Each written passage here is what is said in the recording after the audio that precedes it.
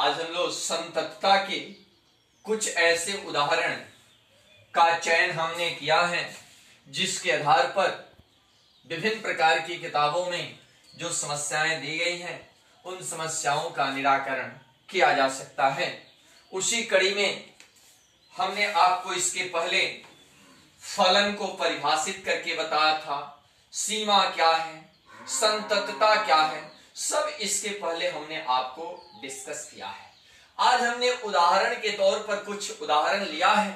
और मेरा कुल मिलाकर आपको ये बनाने का उद्देश्य सिर्फ और केवल सिर्फ इसलिए है कि आप भली भांति इसको परिचित हो सकें, आपका सिलेबस इस दौर में पीछे न हो, इसीलिए हम ऐसा कर रहे हैं। उदाहरण fx बराबर 4x प्लस 3, fx बराबर 4x plus 3 when x is not equal to 4 और 3x plus 7 when x is equal to 4। बाबू आप सबको हम बता दें कि जहां देखो ये बराबर नहीं है, छोटा बड़ा ये चिन्ह जहां देगा, इस टाइप के ये तीनों चिन्ह जहां देंगे, याद रखिए आज से उसी का लिमिट निकाला जाएगा।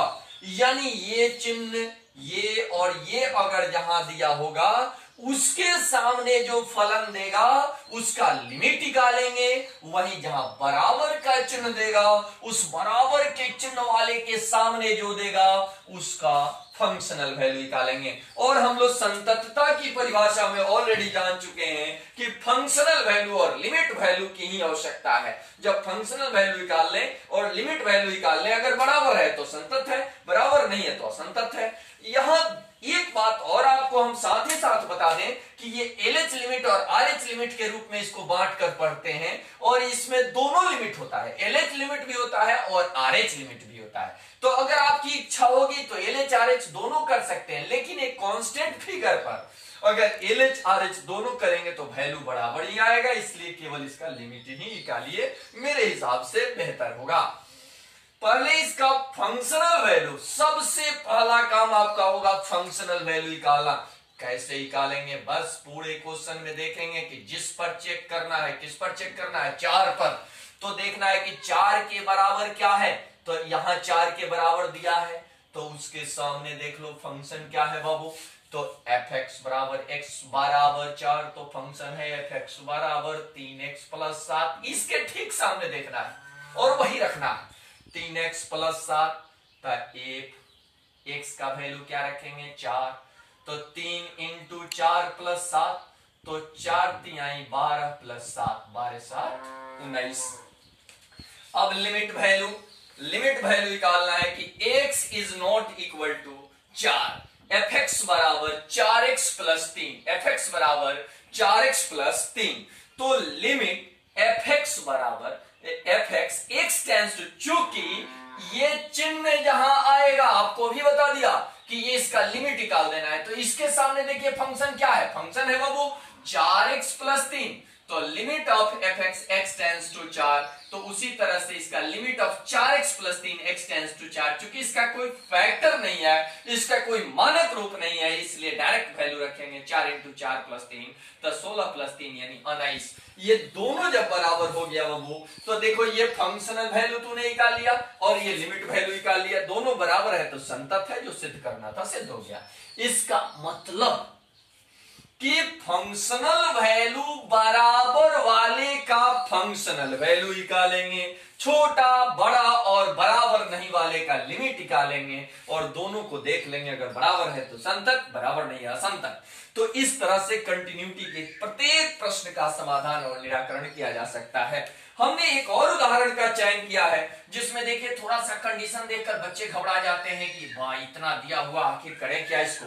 तो इस स्थिति में x बराबर 1/2 पर संततता की जांच करें, तो एट x बराबर 1/2, चूंकि हमको जांच किस पर करना है 1/2 पर, तो हमारे तो माइंड में सेट है कि जहां 1/2 पर चेक करना है तो बराबर जहां हुआ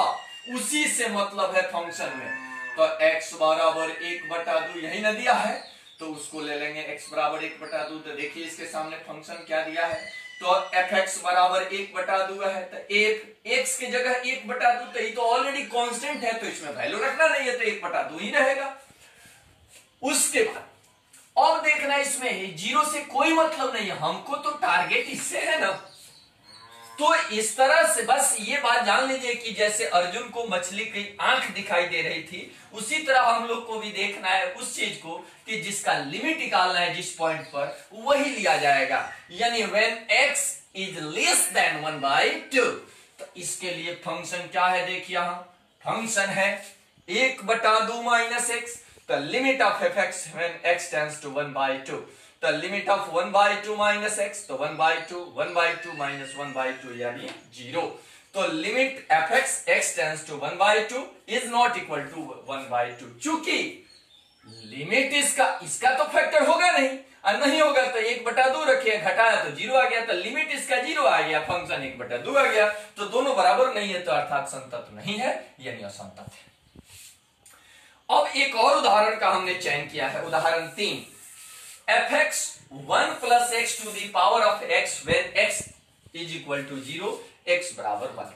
अब सॉल्यूशन मोड में लाएंगे और वही कहानी 100 बार हर जगह प्रत्येक कंटिन्यूटी के प्रश्न में वही कहानी ही है कि यहां करना क्या है, x बराबर 0 चाहिए, तो x बराबर 0, तो बोलो बाबू इसके सामने फंक्शनल वैल्यू क्या है, एफ एक्स बराबर e है, तो f0 बराबर e। अब इसका लिमिट लेंगे कि x is not equal to 0, चूंकि ये चिन्ह जो है वो लिमिट देगा, तो इसके सामने एफ एक्स बराबर 1 plus x to the power of 1/x, तो लिमिट जब लेंगे तो यहां हमने डायरेक्ट e लिख दिया,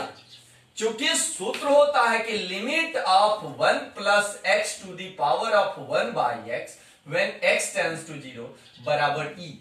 अब आप हमसे पूछेंगे कि सर आपने जो अवधारणा बताया उसमें एक जगह भी नहीं है, तो हम आपसे पूछना ये चाहेंगे कि इंटरमीडिएट का क्वेश्चन किसी राइटर का किताब निकाल कर देखिए, उसमें ये सॉल्यूशन दिया ही नहीं है, तो क्या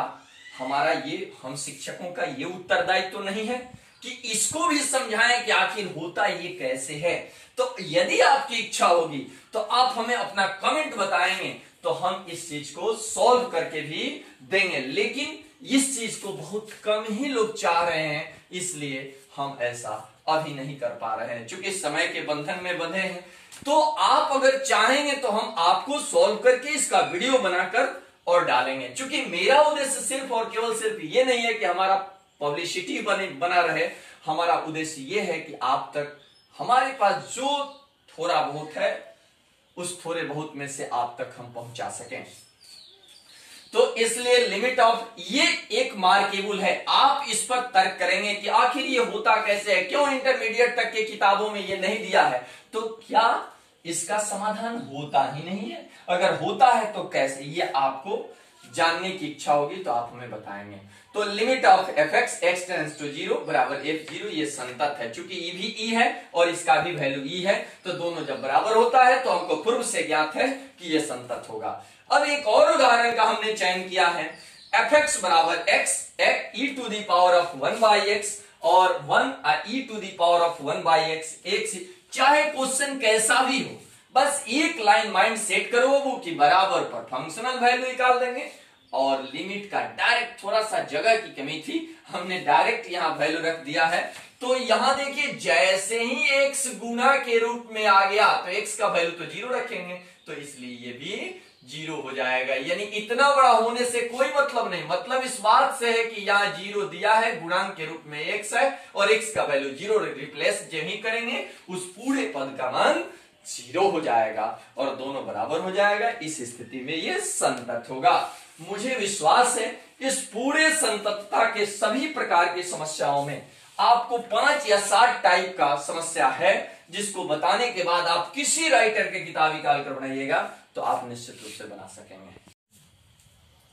अब हमने इसी तक की कड़ी में उदाहरण नंबर 5 को स्पष्ट कराना चाहेंगे कि जैसे एफ एक्स बराबर cos ax minus cos bx by x square when x tends to x is not equal to 0 और b square minus a square by 2 x is equal to 0। चूंकि 0 पर हमें संततता की जांच करनी है, तो यहां देखिए वो पहला का माइंडसेट क्वेश्चन कितना हो बड़ा बराबर होगा उसका फंक्शनल वैल्यू चाहिए, तो x बराबर 0 तो उसका फंक्शनल वैल्यू fx बराबर b square minus a square by 2। तो fx के जगह 0 रखेंगे तो b square minus a square by 2 होगा।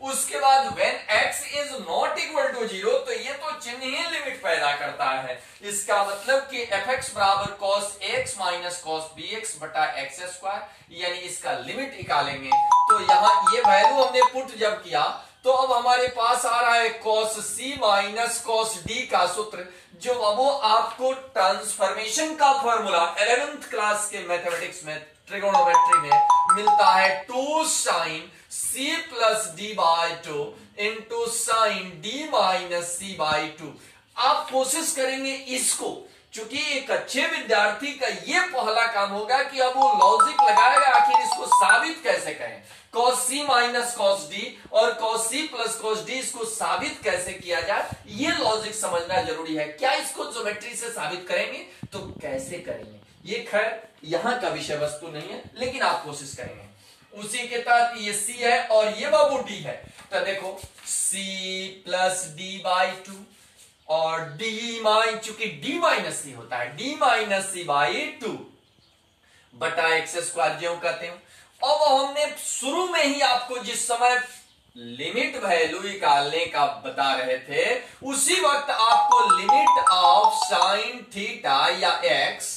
थीटा टेंस टू 0, आप थीटा या x किसी पद में लिख सकते हैं बराबर 1, यानी ओवरऑल उसमें हमने आपको बताया था कि ये दोनों को अगर बराबर कर देंगे तो इसका मान 1 हो जाएगा। तो यहां जो दिया है यानी ये पूरे में